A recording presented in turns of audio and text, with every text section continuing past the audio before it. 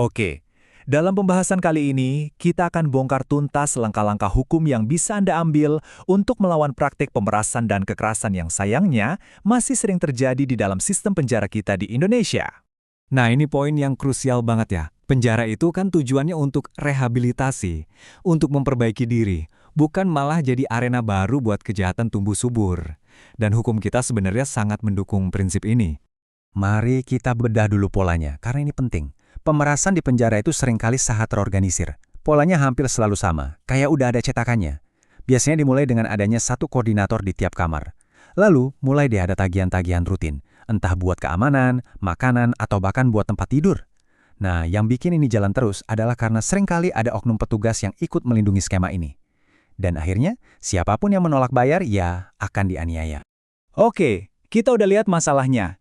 Sekarang, yang paling penting adalah kita harus bisa memberi nama hukum untuk setiap ketidakadilan ini. Kenapa?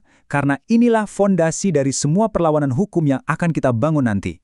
Kejahatan yang pertama dan paling umum, pemerasan. Gampangnya gini, kalau ada yang minta uang pakai ancaman atau kekerasan untuk hal-hal yang seharusnya gratis, misalnya bayar kamar, makan, atau uang keamanan, itu udah jelas tindakan pidana. Aturan hukumnya ada di pasal 368 KUHP. Selanjutnya, kekerasan fisik. Apapun bentuknya itu masuk dalam kategori penganiayaan. Penting untuk diingat, hukum kita itu detail. Kalau penganiayaan itu sampai menyebabkan luka serius, atau kalau pelakunya lebih dari satu orang alias keroyokan, pasalnya beda lagi dan hukumannya tentu jauh lebih berat. Nah, ini dia poin yang sering jadi kunci masalah. Gimana kalau petugasnya tahu, tapi diam saja? Mereka bisa dituntut juga loh. Sikap membiarkan itu bukan cuma pelanggaran disiplin, tapi bisa dianggap sebagai penyalahgunaan wewenang atau bahkan ikut serta dalam kejahatan. Ingat, undang-undang menjamin hak setiap napi untuk dapat tempat tinggal, makan, dan perlindungan tanpa bayar sepeser pun.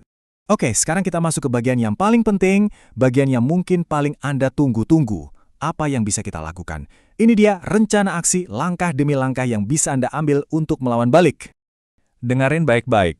Langkah pertama dan yang paling krusial, bukti adalah senjata utama Anda. Jadi, dokumentasikan semuanya.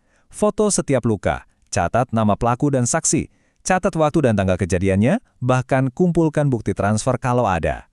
Jangan pernah anggap remeh detail sekecil apapun, karena ini bisa jadi penentu kemenangan Anda. Saya nggak akan bosan-bosan bilang ini. Visum. Laporan medis resmi atau visum et repertum adalah bukti paling kuat yang tidak bisa dibantah untuk membuktikan adanya penganiayaan. Di mata hukum, ini adalah bukti otentik, jadi ini wajib ada. Oke, bukti sudah di tangan. Langkah selanjutnya, melapor. Dan kita nggak cuma melapor ke satu tempat. Ada beberapa pintu yang bisa kita ketuk secara bersamaan untuk memastikan laporan kita didengar. Nah, setiap lembaga ini punya fokusnya masing-masing. Jadi strateginya adalah kepung dari semua sisi. Laporin tindakan pidananya ke polisi, untuk oknum petugasnya kita lapor ke Kemenkumham, karena lapas ada di bawah mereka. Kalau ini menyangkut kegagalan sistem, adukan ke Ombudsman. Dan untuk kasus kekerasan yang sudah sistematis dan dibiarkan, ini adalah ranahnya Komnas HAM. Sekarang, kita bahas sesuatu yang sangat nyata. Sesuatu yang mungkin jadi ketakutan terbesar dan pertanyaan paling penting di benak Anda semua.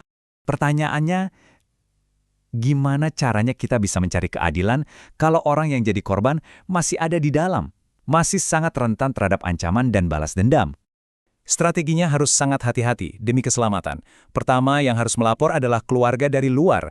Jangan biarkan korban melapor sendirian di dalam, itu terlalu beresiko. Kedua, begitu laporan dibuat, segera minta pemindahan korban ke sel atau blok lain. Ini harus jadi prioritas. Dan ketiga, ajukan permohonan perlindungan secara resmi.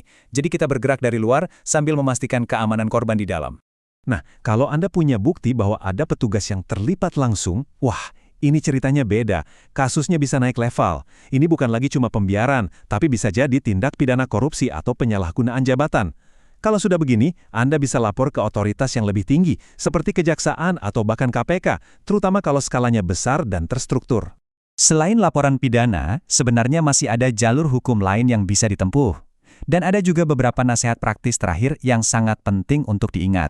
Nah, ini dia, gugatan perdata. Lewat jalur ini, korban bisa menuntut ganti rugi dalam bentuk uang. Tapi bukan cuma itu, Anda juga bisa menggugat negara atas kelalaiannya. Kenapa? Karena negara punya tugas untuk mengawasi dan melindungi narapidana. Kalau mereka gagal, mereka harus bertanggung jawab. Jadi, kalau ada yang harus Anda ingat dari semua ini dia aturan mainnya. 1. Jangan hadapi ini sendirian, cari pengacara atau LBH. 2. Jangan pernah mau diajak damai di bawah tangan tanpa ada catatan resmi. 3. Dan ini saya ulang lagi, selalu pastikan visum dibuat dan hasilnya aman di tangan Anda. Dengan memahami dan menggunakan semua alat hukum ini, Anda sebenarnya tidak cuma sedang memperjuangkan satu kasus pribadi. Anda sedang melawan sebuah ketidakadilan yang sistemik.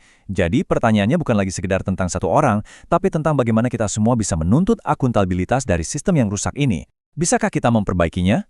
Jawabannya ada di keberanian kita untuk melawan.